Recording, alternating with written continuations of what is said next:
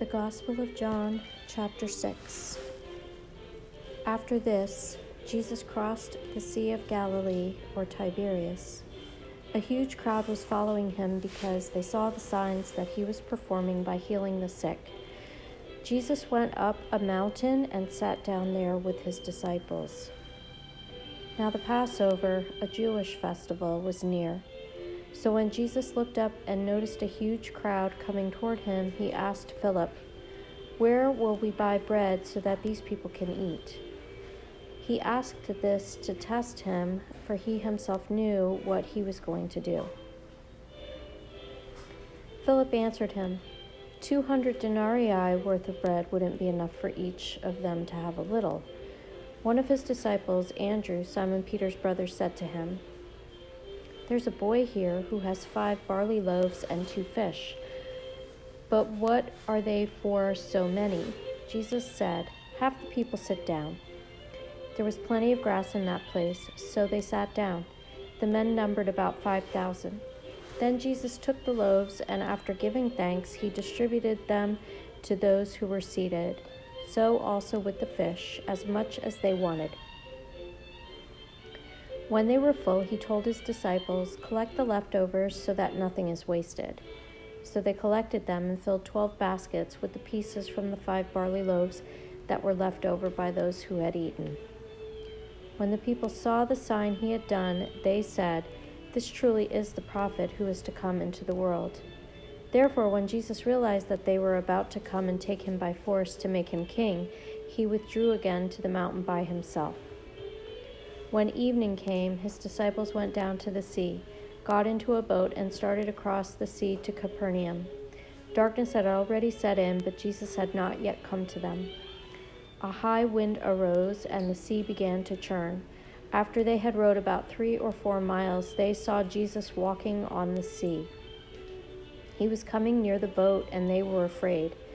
But he said to them, "It is I. Don't be afraid."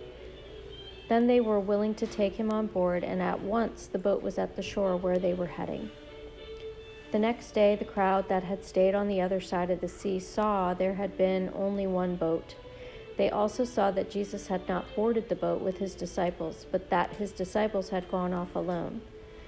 Some boats from Tiberias came near the place where they had eaten the bread after the Lord had given thanks.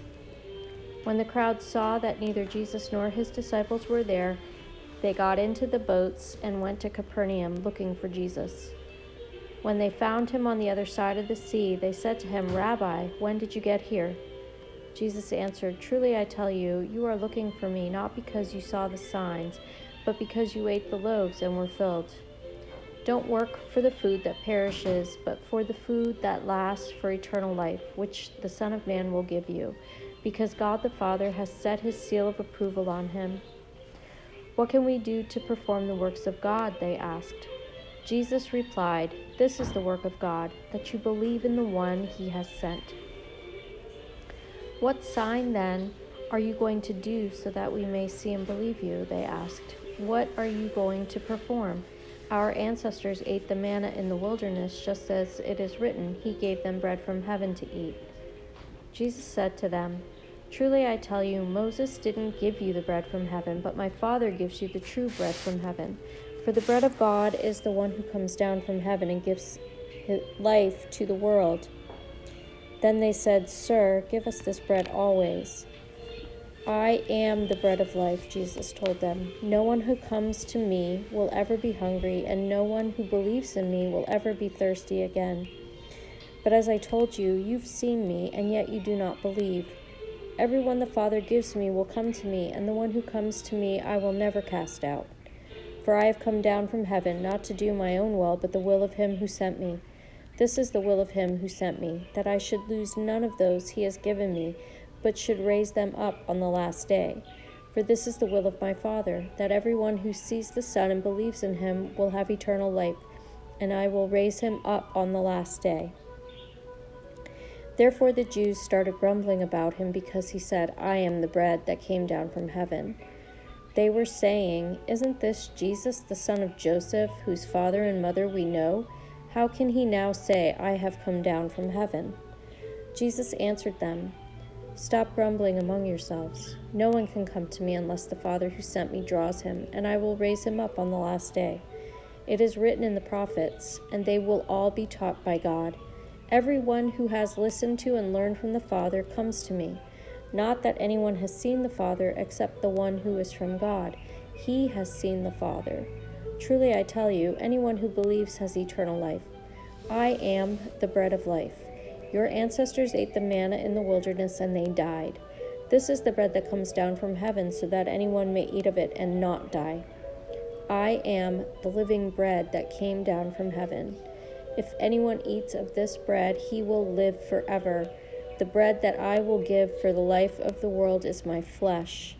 At that, the Jews argued among themselves, "How can this man give us his flesh to eat?" So Jesus said to them, "Truly I tell you, unless you eat the flesh of the Son of Man and drink his blood, you do not have life in yourselves. The one who eats my flesh and drinks my blood has eternal life, and I will raise him up on the last day. Because my flesh is true food, and my blood is true drink. The one who eats my flesh and drinks my blood remains in me, and I in him. Just as the living Father sent me, and I live because of the Father, so the one who feeds on me will live because of me. This is the bread that came down from heaven. It is not like the manna your ancestors ate, and they died. The one who eats this bread will live forever." He said these things while teaching in the synagogue in Capernaum. Therefore, when many of his disciples heard this, they said, "This teaching is hard. Who can accept it?" Jesus, knowing in himself that his disciples were grumbling about this, asked them, "Does this offend you? Then what if you were to observe the Son of Man ascending to where he was before? The Spirit is the one who gives life. The flesh doesn't help at all. The words that I have spoken to you are spirit and are life. But there are some among you who don't believe." For Jesus knew from the beginning those who did not believe and the one who would betray him. He said, "This is why I told you that no one can come to me unless it is granted to him by the Father." From that moment, many of his disciples turned back and no longer accompanied him. So Jesus said to the 12, "You don't want to go away too, do you?" Simon Peter answered, "Lord, to whom will we go? You have the words of eternal life. We have come to believe and know that you are the Holy One of God." Jesus replied to them, "Didn't I choose you, the 12? Yet one of you is a devil." He was referring to Judas, Simon Iscariot's son, one of the 12, because he was going to betray him. This is the word of the Lord. It is absolutely true and given to us in love. Thanks be to God.